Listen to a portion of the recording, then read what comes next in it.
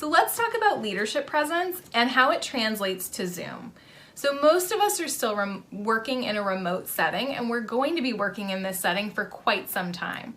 So we really have to be thinking thoughtfully and purposely about how we're showing up in our virtual meetings, whether those are one-on-one meetings or group or team meetings. So if you're already tuning out because you're thinking leadership presence, okay, cool. Well, I'm not a leader. I don't have a leadership title. This doesn't apply to me. Think again, because leadership happens in any interaction where influence occurs. Everybody is capable of influencing other people in every single interaction that you have. And also, everyone has a unique leadership presence. So leadership presence, I think of as sort of that wow factor, the way that you make people feel when they're in your presence.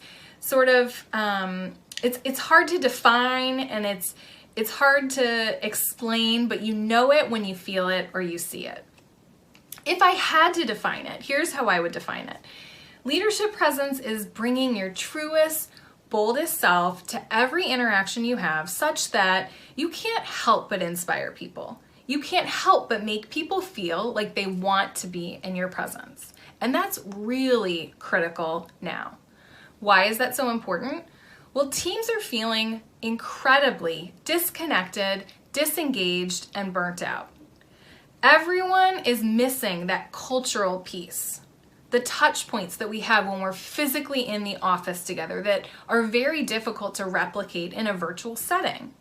And so the way that you're showing up to every single one of your meetings really, really matters, especially right now. So I've seen a lot of this in meetings. I've seen a lot of almost sleeping on your desk. I've seen email checking, internet surfing, talking on the phone when you're on mute.